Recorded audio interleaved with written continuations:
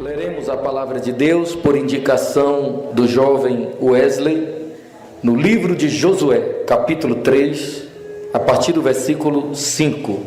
Disse Josué também ao povo: santificai-vos, porque amanhã o Senhor fará maravilhas no meio de vós. E falou Josué aos sacerdotes, dizendo: levantai a arca do concerto e passai adiante deste povo. Levantaram, pois, a arca do concerto e foram andando adiante do povo.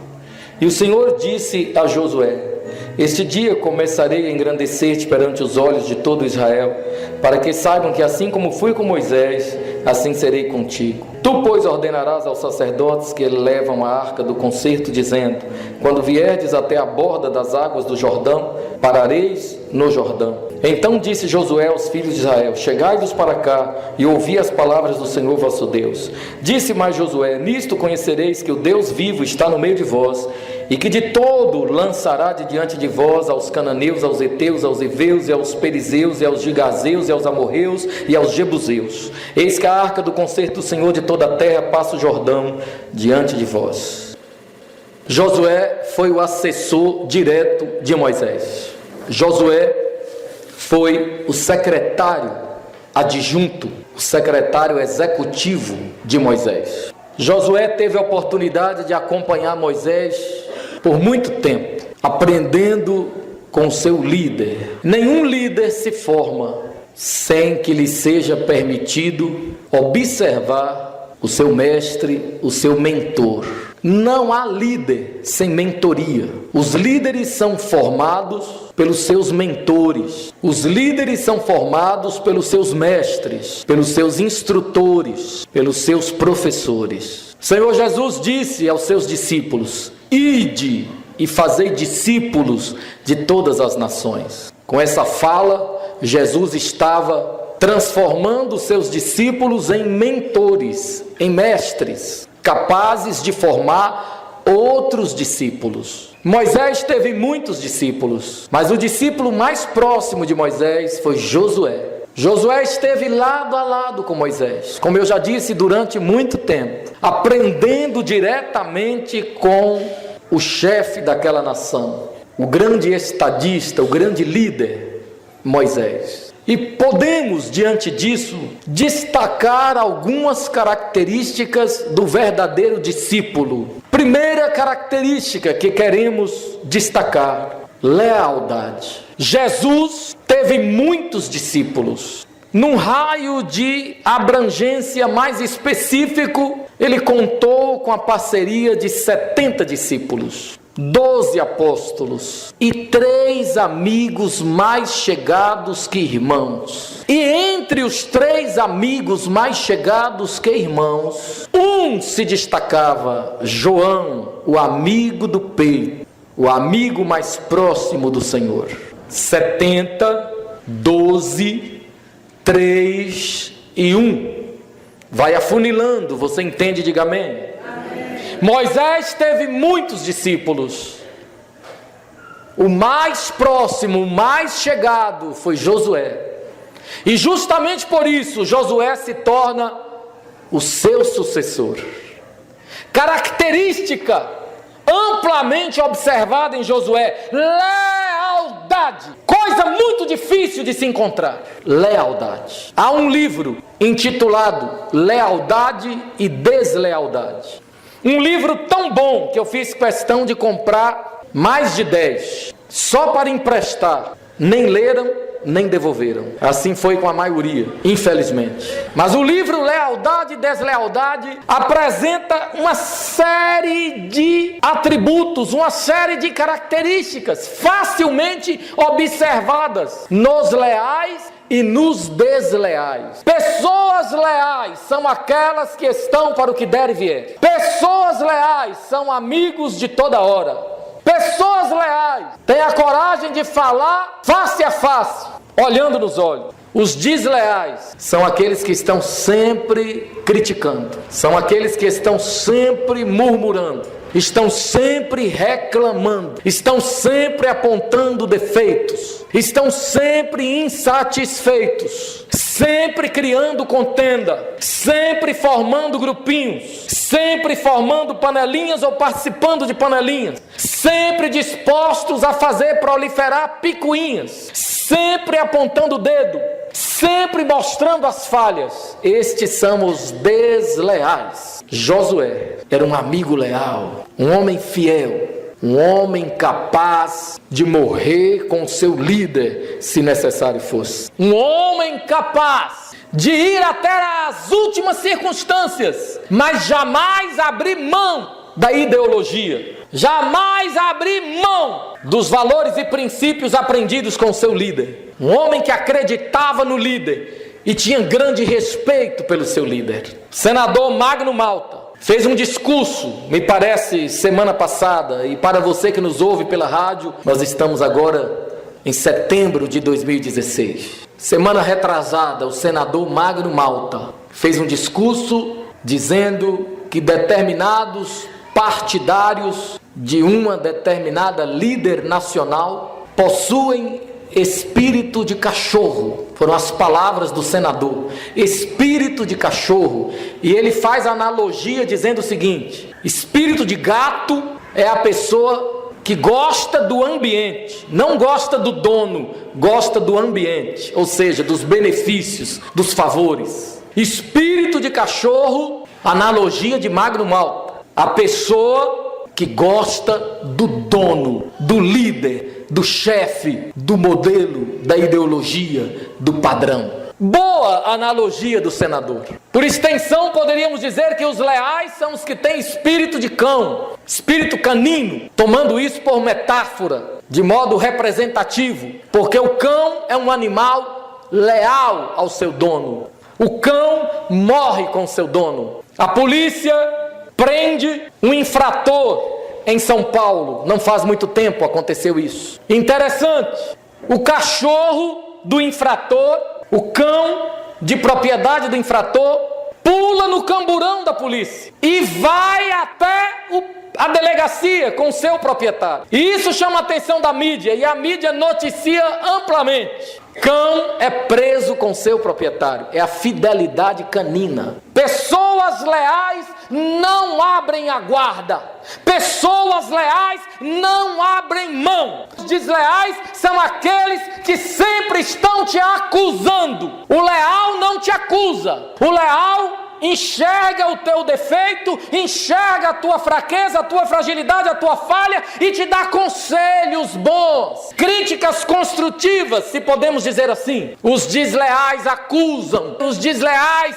põem lenha na fogueira, os desleais querem ver o circo pegar fogo, os desleais são aqueles que até dão aquela risadinha sarcástica, porque estão gostando de ver a coisa não dar certo. Você entende? Diga amém. Amém. Josué foi um líder que imitou o seu líder maior e o fez com extrema lealdade. Daí a consequência, Deus dizer para Moisés o seguinte: Moisés, os teus dias na terra estão se cumprindo, eu te recolherei, te tomarei para mim. Constitua a Josué como teu sucessor, instrua a Josué para te suceder na caminhada. Que coisa linda, irmãos. Josué foi escolhido por Deus. Deus valoriza a lealdade. Deus reconhece a lealdade. Deus incentiva a lealdade. Boa coisa é ser leal. Os leais são pessoas de bom caráter. Os leais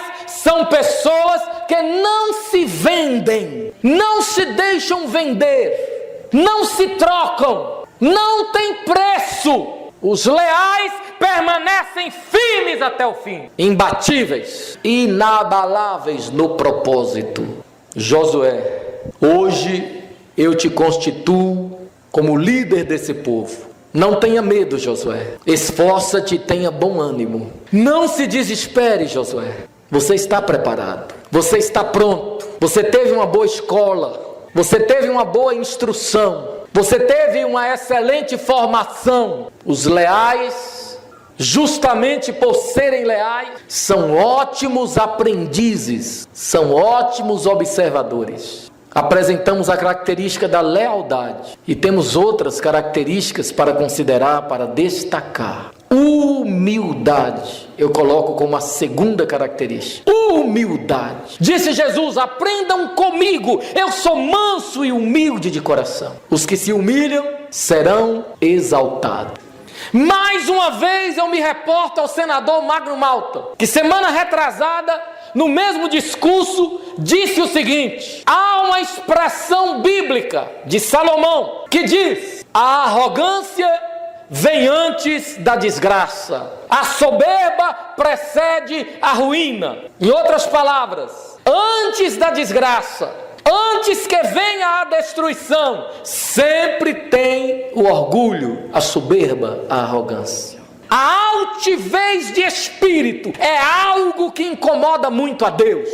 A Bíblia diz que Deus dá graça aos humildes e se inclina do alto da sua santa morada para dar atenção aos humildes, mas vira as costas para o soberbo, o orgulhoso, o altivo.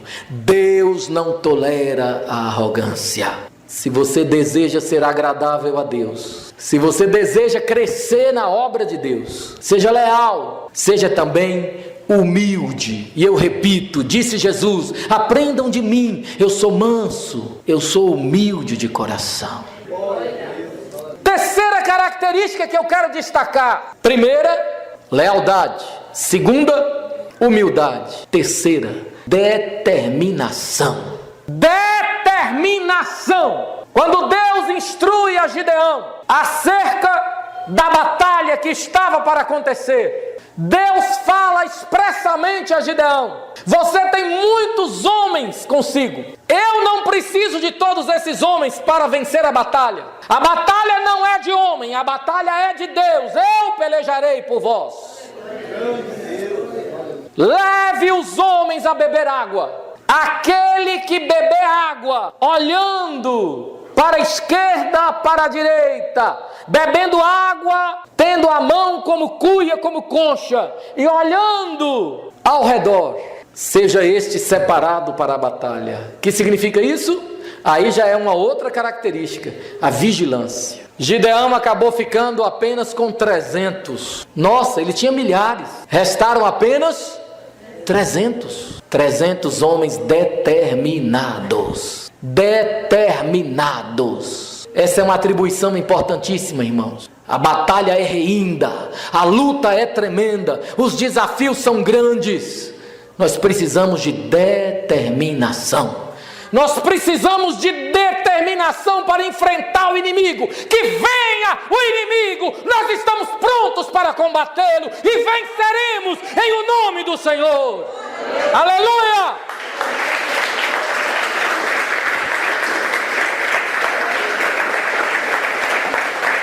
O determinado é corajoso.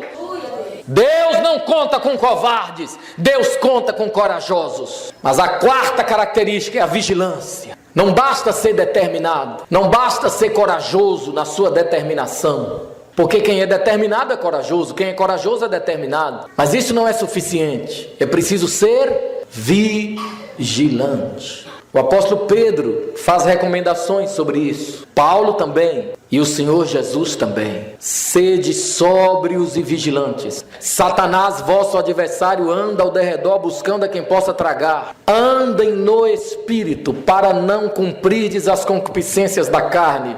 Porque de fato a carne é fraca, mas o Espírito está preparado. Vigiai e orai para que não entreis em tentação. Vigilância. Você precisa ser leal, você precisa ser humilde, você precisa ser determinado, mas você também precisa ser vigilante. Não temos tempo para avançar mais nessas características. Já é suficiente para você compreender o perfil do homem que Deus quer, o perfil da pessoa que Deus quer para a sua obra. Esse é o perfil de Josué. Josué instrui o seu povo, e nas instruções Josué orienta o seu povo a temer a Deus, a honrar a Deus, a respeitar a Deus, a fazer tudo exatamente como Deus houvera prescrito. Isso, meus irmãos, é fundamental. Nós não podemos pregar um evangelho que vá além do que está disposto nas sagradas letras. Ainda que um anjo de luz desça do céu e vos anuncie outro evangelho, considerem maldição, anátema. Tudo quanto tivermos de ensinar ao povo deve estar de acordo com a palavra de Deus. Não removais os marcos antigos, guardem a sã doutrina. As orientações de Josué ao povo eram orientações recebidas de Deus, orientações dadas a Moisés, passadas a Josué, outras orientações diretamente de Deus para Josué. O fato é que o povo tinha de obedecer conforme prescrito pelo Senhor. Quer vitória? Quer ser abençoado? Quer ser vencedor? Siga as instruções. Obedeça. Seja obediente. Obedecer é melhor do que sacrificar. Se você for obediente, se você honrar a Deus, se você for temente à lei do Senhor, se você cumprir a palavra do Senhor, as bênçãos correrão atrás de você. Às vezes eu oro, meu coração geme, porque eu sinto que a pessoa está sofrendo muito. E eu oro com aquela compaixão, e o Espírito Santo diz apenas assim: ainda não está pronto, ainda não está pronto, ainda não está pronto. A pessoa está sofrendo muito, mas ainda não está pronta, porque ainda não se curvou, ainda não se prostrou, ainda não obedeceu. O ourives purifica a prata, e cada vez que faz a prata passar pelo fogo, ele olha atentamente para a prata, e os circunstantes ao redor não entendem, porque tem um momento em que o ourives, olhando para a prata, ele faz um ar de riso, um ar de contentamento, e tira a prata do fogo. Mas um curioso pergunta: ourives, por que somente agora você tirou a prata do fogo? E ele responde: porque somente agora eu pude contemplar o meu rosto na prata. Que a beleza de Cristo se veja em mim, toda sua admirável pureza e amor. Ó tu chama divina, todo meu ser refina até que a beleza de Cristo se veja em mim. Você entende? Que a beleza de Cristo se veja em mim, toda sua admirável pureza e amor. Ó tu chama divina, todo meu ser refina até que a beleza de Cristo se veja em mim. Senhor, eu não aguento mais o fogo da provação. Ele só vai te tirar do fogo da provação quando puder enxergar a luz do seu rosto na tua vida, que você possa refletir a glória do Senhor, que você seja uma expressão da glória do Senhor. Quanto mais você endurecer seu coração, pior vai ficar. Então obedeça. Amém? E Josué diz ao povo: santificai-vos, porque amanhã fará o Senhor maravilha no meio de vós. Qual é a ordem? Santificar-se. Qual é a ordem? Santificai-vos. Santificação. Até quando cocheareis entre dois pensamentos? Pergunta o Senhor. Até quando servireis a dois senhores? Não podeis agradar a ambos. Até quando sereis mornos? Se continuardes mornos, eu vos vomitarei da minha boca, diz o Senhor. Dizei aos de joelhos trôpegos e vacilantes, para serem fortes. Um ao outro ajudou, e ao seu companheiro disse: esforça-te. Que a beleza de Cristo se veja em ti. que a glória de Cristo se manifeste em tua vida. Como diz o apóstolo Paulo, nós somos o bom perfume de Cristo, onde quer que estejamos, por onde passemos, nós somos o bom perfume de Cristo. Brilha no meio do teu viver. Santificai-vos, porque amanhã o Senhor fará maravilhas no meio de vós. Muitas vezes, irmãos, nós queremos as maravilhas do Senhor, mas não queremos pagar o preço da renúncia, da santificação. Santificai-vos, amanhã o Senhor fará maravilhas no meio de vós. Tiago diz: lavai as mãos, pecadores, lavai-vos, purificai-vos, diz o Senhor. Sede santos, porque eu, Senhor vosso Deus, sou santo. Deus não conta com desleais. Os desleais são falsos. Os desleais são bajuladores. Os desleais são mentirosos. Os desleais vão falhar alguma hora. Vai ter um momento em que eles vão mostrar quem eles são, como Judas mostrou quem ele era. Judas teve o melhor pastor.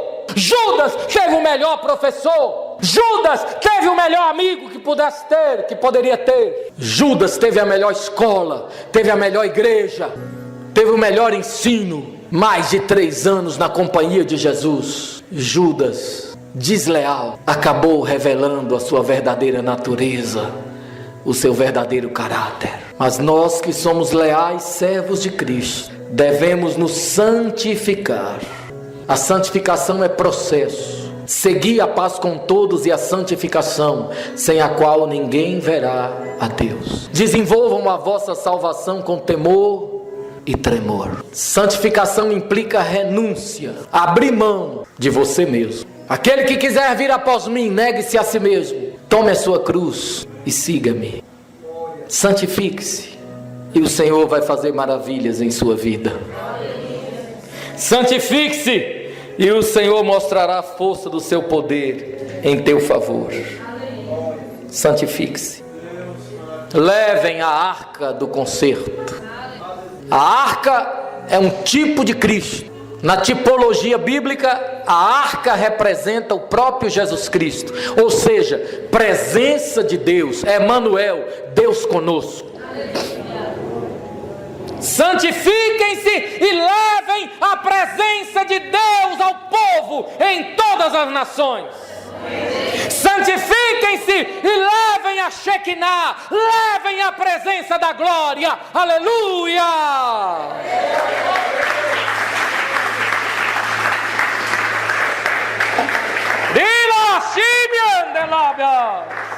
Santifiquem-se e cortem as águas do Jordão e atravessem o Jordão a pé enxuto. Eu sou o Senhor. Aleluia! Você quer cortar o Jordão impetuoso? Sem santificação? Não vai não, meu irmão. Aí vai aparecer engano, espírito de engano, porque Deus só opera na santificação. Pastor, o que é santificação assim em termos mais práticos? É jejuar todo dia? Isaías 58 responde: de que adianta vocês jejuarem e viverem falando mal uns dos outros?